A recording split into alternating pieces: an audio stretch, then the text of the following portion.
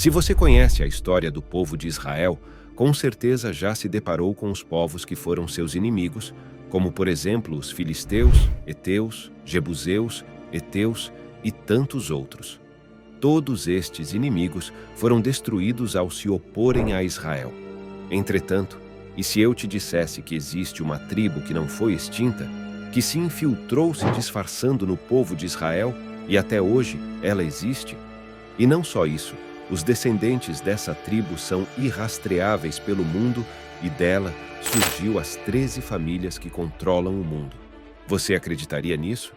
Agora, convido você a fazer uma viagem fascinante à história bíblica e à intriga dos dias modernos.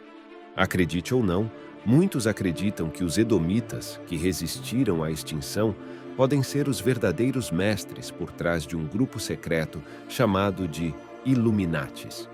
E isso, caro espectador, não é apenas uma teoria da conspiração, mas algo que podemos rastrear até as páginas da Bíblia. Juntos, exploraremos as evidências e conexões que apontam para a influência dos edomitas na formação do misterioso grupo conhecido como os Illuminatis. Questionaremos como essa antiga tribo se escondeu no tecido da sociedade e o que isso significa para o nosso mundo atual. A verdade é que a história bíblica está repleta de mistérios e lições profundas.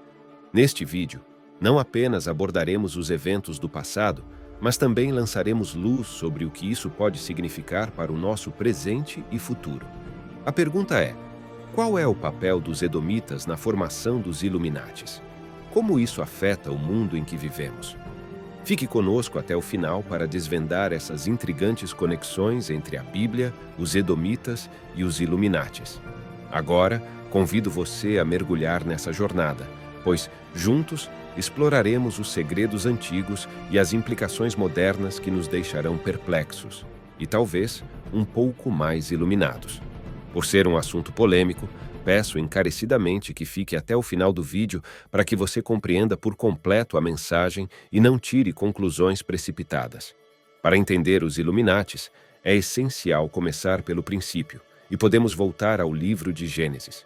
Tudo começa em Gênesis, a narrativa dos começos primordiais. Abraão foi pai de Isaque, e Isaque, por sua vez, teve 2 filhos, Esaú e Jacó. 2 filhos, como a Escritura narra. Agora, a nova ordem mundial almeja um grande recomeço para remodelar o mundo conforme seus desígnios. Qual é o objetivo deles? Desfazer tudo e criar um mundo onde apenas aqueles que adorem a Lúcifer subsistam e a humanidade esqueça seu Criador. Esse é o seu intento. Para que uma mudança de tal magnitude aconteça, é necessário um planejamento de longo prazo, muito mais extenso do que possamos imaginar. Isaque e Rebeca tiveram gêmeos. Posso recitar as Escrituras? Certamente. Romanos 9,13 declara: como está escrito, amei Jacó, porém aborreci a Esaú. Observe o que Paulo está nos relatando. Antes mesmo de nascerem os gêmeos, Esaú e Jacó ainda não haviam praticado o bem nem o mal. No entanto, foi-lhe dito: o mais velho servirá ao mais moço, como está registrado, amei Jacó. Entretanto, aborreci no original grego. Misso significa odiar, detestar. Deus está declarando que ele odeia Esaú. Mas por quê? Com base em quê? Paulo está fazendo referência a um texto do profeta Malaquias. Malaquias profetizou: amei a Jacó, porém aborreci a Esaú. Fiz dos seus montes uma desolação e entreguei sua herança aos chacais do deserto, juntamente com terríveis julgamentos. A questão é: por que um Deus misericordioso, cheio de amor e graça, abominaria Esaú?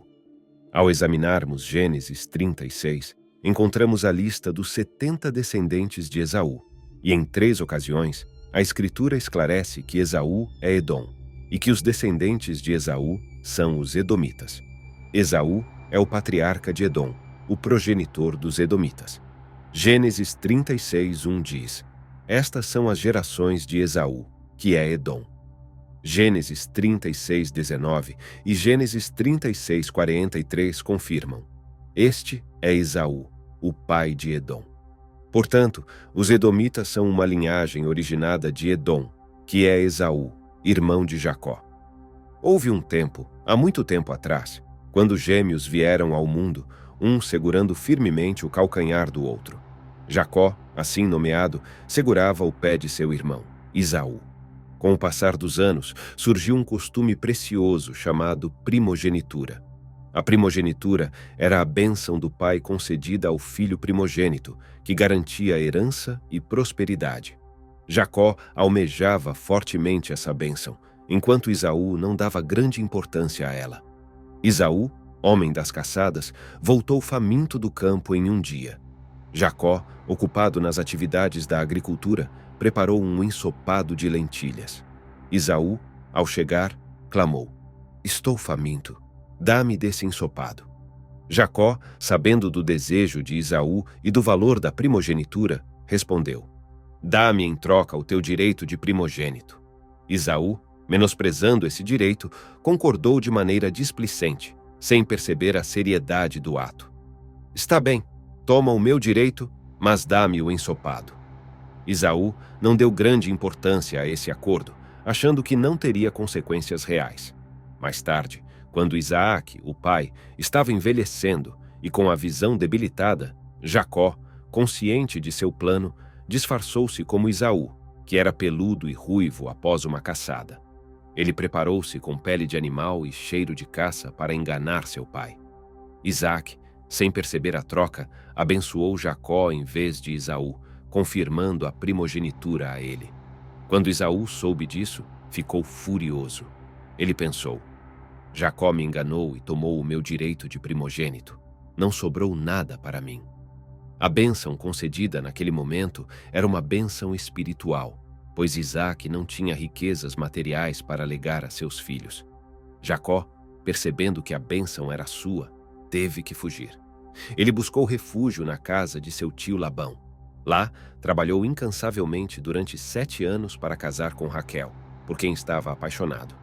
No entanto, no dia do casamento, Labão o enganou e lhe deu Lia, a irmã de Raquel, em matrimônio. Jacó aceitou e, em seguida, trabalhou mais 7 anos para finalmente casar com Raquel. Enquanto servia o tio Labão, Jacó prosperou, apesar de suas lutas. Depois de anos, ele decidiu retornar à terra de seu irmão Esaú. Ele estava apreensivo, mas confiava em Deus.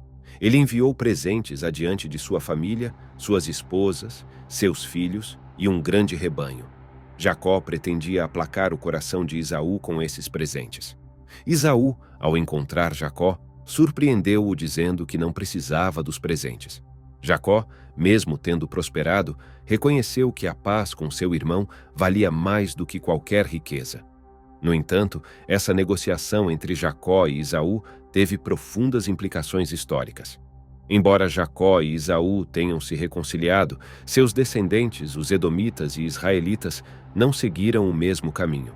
Os edomitas nutriram um ódio duradouro pelos descendentes de Jacó, os israelitas, afirmando que a bênção era deles e que seus pais haviam sido enganados.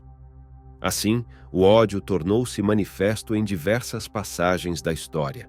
Por exemplo, quando Moisés preparava-se para deixar o Egito e adentrar a terra prometida, ele se deparou com o território dos edomitas. Essas terras se estendiam ao sul da Palestina, nas proximidades do Mar Morto. Moisés esperava transpor essa região facilmente para alcançar a terra prometida. No entanto, ao chegar à fronteira, o rei dos edomitas declarou: "Aqui você não passará." Moisés ofereceu pagar pelos recursos e terras utilizados, mas a hostilidade prevaleceu, obrigando-o a fazer um desvio considerável para, finalmente, cruzar o Jordão e entrar na terra prometida. A capital de Edom era Petra, uma cidade notável que você pode conhecer na Jordânia, com suas impressionantes formações rochosas.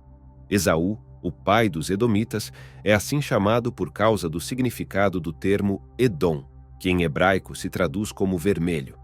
Essa designação se deve ao fato de Esaú ser ruivo, ao guisado de lentilhas, que era vermelho, e às terras avermelhadas da região que lhe pertencia.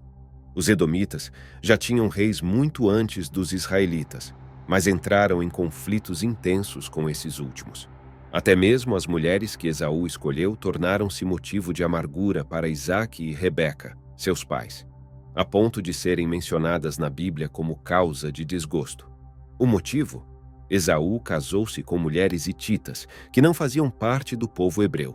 Os hititas adoravam uma miríade de deuses, incluindo práticas consideradas idólatras e, às vezes, até cultos a entidades demoníacas. Essa escolha trouxe aflição aos pais, pois os deuses dos hititas estavam associados a caos e trevas. Quando Esaú recusou os presentes de seus irmãos, isso ocorreu devido ao seu casamento com as hititas e sua associação com as riquezas e práticas religiosas desse povo. Os hititas, apesar de serem influentes empresários na época, eram seguidores de Satanás e Lúcifer, acumulando riquezas à custa de cultos pagãos. O ódio de Edom em relação a Israel se acentuou quando os babilônios vieram capturar os judeus para levá-los cativos. Os edomitas apoiaram os babilônios, auxiliando-os na deportação do povo de Israel. Mesmo sendo povos irmãos, o culto a falsos deuses e o ressentimento histórico selaram a inimizade entre edomitas e israelitas. Assim, observamos o destino de Edom ao longo do tempo. Os edomitas passaram por desafios quando começaram a enfrentar ataques dos árabes e dos nabateus em sua região ao sul do Mar Morto. Eles foram gradualmente deslocados para o sul da Palestina. De acordo com o historiador Flávio Joséfo, um renomado erudito judeu, por volta dos anos 100 e 130, antes do nascimento de Cristo, um líder chamado João Irano desempenhou um papel crucial. Ele obrigou os edomitas a se converterem ao judaísmo, resultando na incorporação desse povo entre os judeus. Em meio a esse processo, um ponto de discórdia surge, pois alguns afirmam que o judaísmo não é proativo na conversão. No entanto, o relato histórico indica o contrário. João Irano, o respeitado rabino líder, exerceu pressão sobre os edomitas para que se convertessem ao judaísmo. Como resultado, o povo de Edom passou a ser considerado judeu, mesmo que a conversão tenha sido imposta. Isso os colocou em uma posição única, vivendo entre os judeus.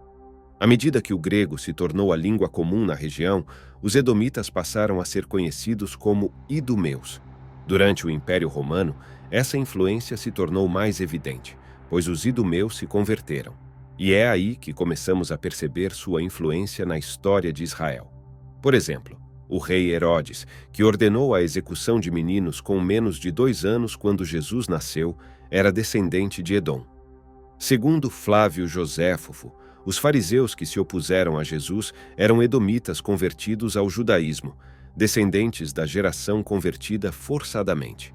Assim, a influência deles cresceu dentro de Israel, mesmo sendo hostis à nação. Esses eventos e a influência dos edomitas podem ser vistos como parte das profecias.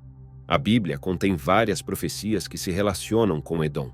Por exemplo, no livro de Ezequiel, encontramos profecias contra os edomitas, e Isaías também profetizou contra eles. Essas profecias se relacionam com eventos que ocorrerão no futuro, indicando que a influência de Edom continuará a ser um tema relevante na história. Mas quem são os descendentes de Edom? Quem é esse povo que se enche de orgulho e se esconde em sua arrogância? O profeta Obadias também profetiza: salvadores virão de Sião para julgar o monte de Esaú, e o reino pertencerá ao Senhor. Esta é uma profecia para o fim dos tempos, o fim desta era. Por exemplo, a ameaça que você inspira e a altivez do seu coração o levaram ao engano. Você que habita nas fendas das rochas e se eleva nas colinas. Mesmo que erga seu ninho como a águia, de lá eu o derrubarei, diz o Senhor. Esta é a profecia divina. Mas onde agora se encontram os edomitas? Quem é esse povo que se encheu de soberba e se escondeu, que se orgulha de suas ações? Tal como Obadias profetizou: salvadores subirão de Sião para julgar o monte de Esaú, e o reino pertencerá ao Senhor. Esta é uma profecia para os tempos finais, para o desfecho destes anos e desta era. Assim como o terror que causas e o orgulho que enche teu coração te iludiram, tu que habitas nas fendas das rochas e ocupas as alturas dos montes. Mesmo que eleves o teu ninho como a águia, dali te derrubarei, diz o Senhor. Eis a profecia divina contra eles. Mas onde agora se encontram os edomitas? Quem é esse povo que se encheu de soberba e se escondeu, que se orgulha de suas ações? Agora, sobre os Illuminatis. A teoria da conspiração sugere que os Illuminatis surgiram de movimentos como o sabatismo e o franquismo, que aguardavam a vinda de um Messias, rejeitavam as leis da Torá e praticavam atos proibidos. Adam Weishaupt estabeleceu a sociedade secreta dos Illuminatis, que, segundo a alegação, seguia esses movimentos. A teoria sugere que os Illuminatis acreditam que a alma de Sabbatai Sevi, o fundador do sabatismo, transmigrou para uma das 13 famílias que controlam o sistema financeiro global, como os Rothschild. Eles creem que esse Messias se tornará o anticristo. Segundo essa teoria, os Illuminatis buscam dominar o sistema bancário, a mídia e a indústria do entretenimento, a fim de moldar o pensamento global de acordo com suas próprias agendas. Ao explorar temas que envolvem a espiritualidade e a fé, é fundamental que mantenhamos uma abordagem equilibrada e crítica. Muitos temas, como a origem dos Illuminatis e Edomitas, são frequentemente mal compreendidos e podem levar a interpretações errôneas das Escrituras.